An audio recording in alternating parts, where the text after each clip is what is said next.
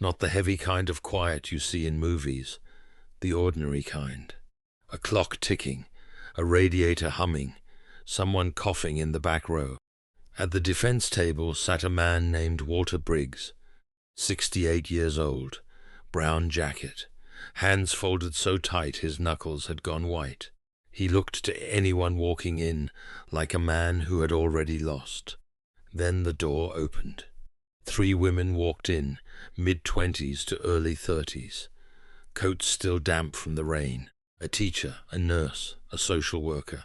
They didn't say a word. They just walked past the prosecutor, past the bailiff, and sat down in the front row behind Walter. He didn't see them at first, and when he did, he forgot how to breathe, because for almost 20 years, those 3 women had called him Dad. Before we go further, if you've ever known someone who quietly carried other people through life, someone the world overlooked, stay with me. This story is for them. Hit the like button, subscribe if you haven't, and tell me in the comments where you're watching from. I read everyone. Now, let me take you back to where this all started. A small mill town in western Pennsylvania. Spring of 2003. Walter Briggs worked the night shift at Lincoln Avenue Elementary. He was the custodian, the janitor, the Mr. B the kids waved at when they forgot something at school. His wife Doris had passed in 2001, cancer. They'd tried for children for years. It never happened.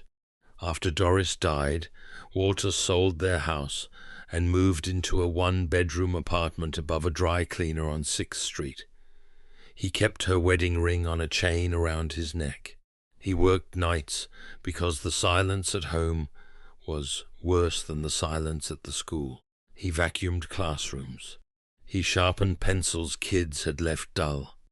He picked up lost mittens and put them in the lost and found box. And every Friday he stayed an extra hour to scrub the cafeteria floors, even though nobody asked him to. The principal, Mrs. Alvarado, used to say Walter was the only employee she'd ever met who treated a public school like it was his own living room. He was 48 years old. He had no children. He thought that was how the rest of his life would go. He was wrong. It was a Tuesday in October, cold rain, the kind that gets into your bones.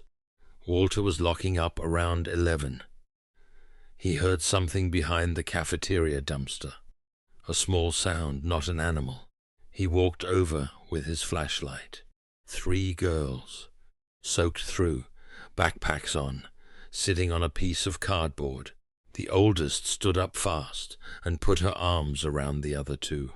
Please don't call anybody, please. Her name was Maya. She was 10. The middle one was Eliza. She was 8. The youngest, hiding behind Maya's leg, was Joelle. She was 6. Walter learned later what had happened. Their mother had died of an overdose 3 weeks earlier. There was no father in the picture. They'd been placed with a foster family 2 towns over, a family that took the state's check and locked the pantry at night. Maya had taken her sisters and walked 12 miles, following the train tracks. She'd remembered passing the school once on a field trip and figured it would be warm. Now, here is where this story becomes real, because Walter did not take them home that night. He couldn't. Legally, morally, he knew that. What he did was this. He brought them inside the school. He turned the heat up in the teacher's lounge. He gave them the granola bars from his lunch bag and a thermos of warm milk from the cafeteria fridge. And then he picked up the phone and called Mrs. Alvarado at home. Mrs. Alvarado called the county. The county called Child Protective Services. By 2 in the morning, a caseworker named Renee Holloway was sitting on the floor of the teacher's lounge with 3 exhausted little girls and a janitor who refused to leave until they were safe. That's how it started. Not with a man secretly raising 3 orphans in his apartment. With a phone call, the right one. Here's something most people don't know. In Pennsylvania, in most states actually, ordinary people can become licensed foster parents. It takes about 6 months. Background checks, home inspections, classes on trauma-informed care.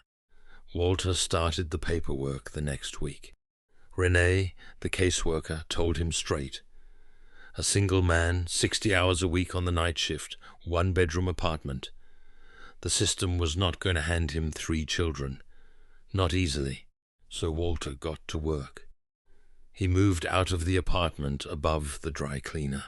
He rented a small 2-bedroom on Maple Street, peeling paint but a yard. He switched to the day shift, even though it paid less, so he could be home at night. He took every class the agency required, sat in the front row, took notes in a spiral notebook. It took 14 months. 14 months of supervised visits. Of the girls staying in a group home. Of Walter driving 40 minutes every Saturday with a tin of homemade cookies, even when Joelle wouldn't talk to him for the first 6 visits because she was scared of getting attached again. In January 2005, the family court judge, a woman named Judge Patricia Yoon, signed the order.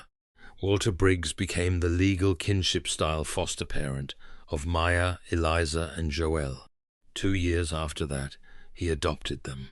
He always said the day he signed those adoption papers was the proudest day of his life. Prouder than his wedding. He told Doris that out loud at her grave. He hoped she wasn't mad. Raising 3 girls on a custodian's salary is not a fairy tale. I want to be honest about that.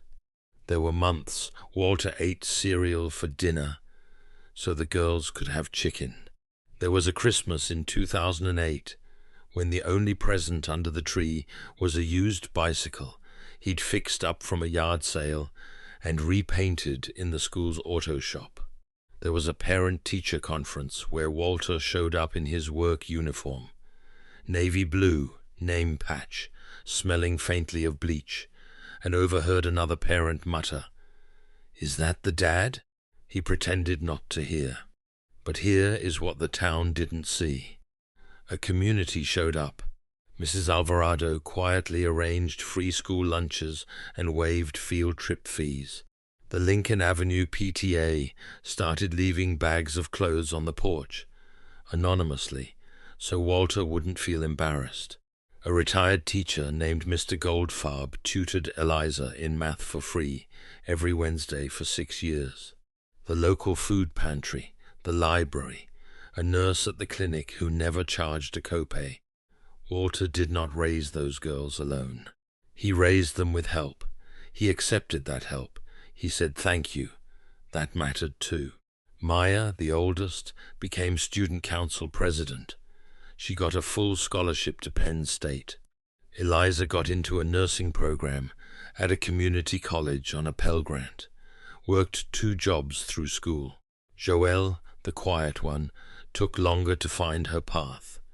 She worked at a diner for a year after high school before going back for a social work degree. None of them came from money. All of them got there. That's not a movie. That's what happens when one person decides to show up and a community decides not to look away. Walter retired from the school district in 2022, 66 years old. A small pension. He stayed in the house on Maple Street. In the spring of last year, he started getting letters from the school district, then from a lawyer. The district had been audited, several $1,000s worth of supplies, cleaning chemicals, paper goods, cafeteria items, had gone missing over the previous 2 years. Inventory records were a mess. Somebody needed to be blamed. The new superintendent, hired 6 months earlier, pointed at Walter. He'd had keys, he'd had access. He'd retired right around when the discrepancies showed up. That, the district claimed, was not a coincidence. They filed a civil suit. theft of public property, asking for restitution and the freezing of his pension. Now listen, this is the part that matters. The case was thin. Anyone reading the file could see it. Walter had been retired for 8 months by the time most of the missing inventory disappeared. He didn't even have his keys anymore. But Walter was a 68-year-old retired custodian with a public defender on a civil matter, which, in most states, you don't even get a free lawyer for. He couldn't afford a real attorney, and the district was banking on that. Walter didn't tell the girls. He told himself they had their own lives, their own bills, their own kids now. Maya had a baby boy. He didn't want to be a burden. He was going to lose his pension and his house, quietly, without making a fuss. That was the plan. Until Maya's husband saw the court filing in the public records and asked her casually over dinner, "Hey, is your dad okay?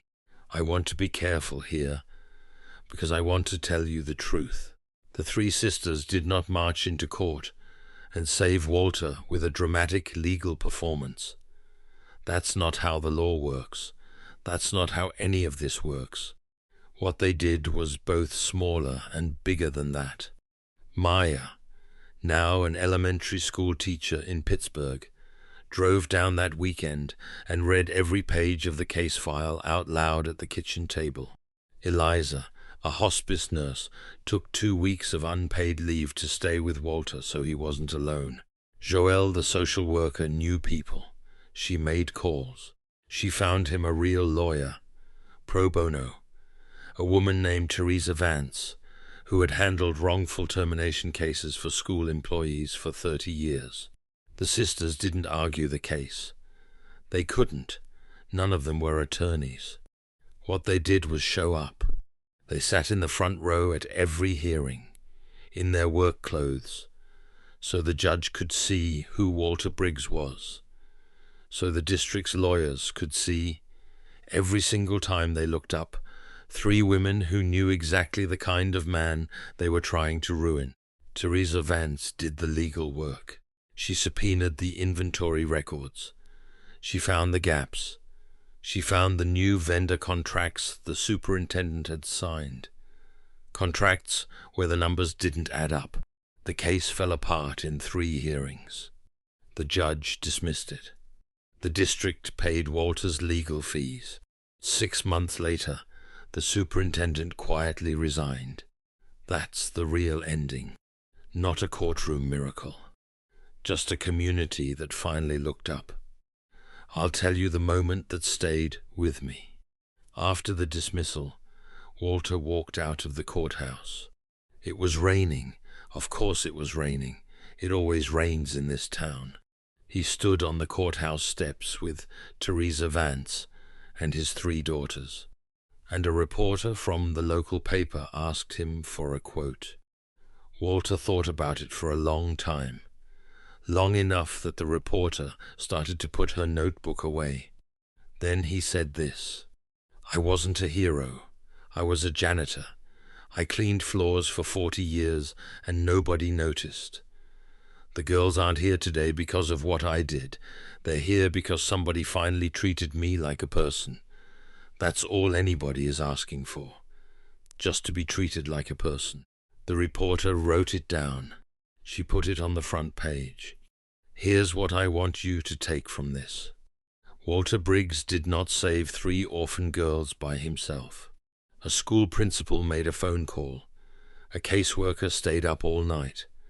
A judge signed an order. A community brought clothes. A retired teacher tutored math. A lawyer worked for free.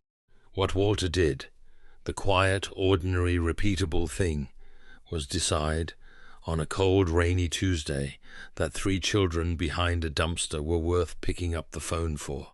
That's the part any of us can do. The phone call, the form, the Saturday visit, the seat in the courtroom. You don't have to be extraordinary to change a life. You just have to refuse to look away. If this story meant something to you, do me one favor. Like the video, subscribe, and share it with one person who needs to hear it today. Because somewhere right now there is a Walter, and somewhere there are 3 kids behind a dumpster. The only question is whether the rest of us pick up the phone. I'll see you in the next one.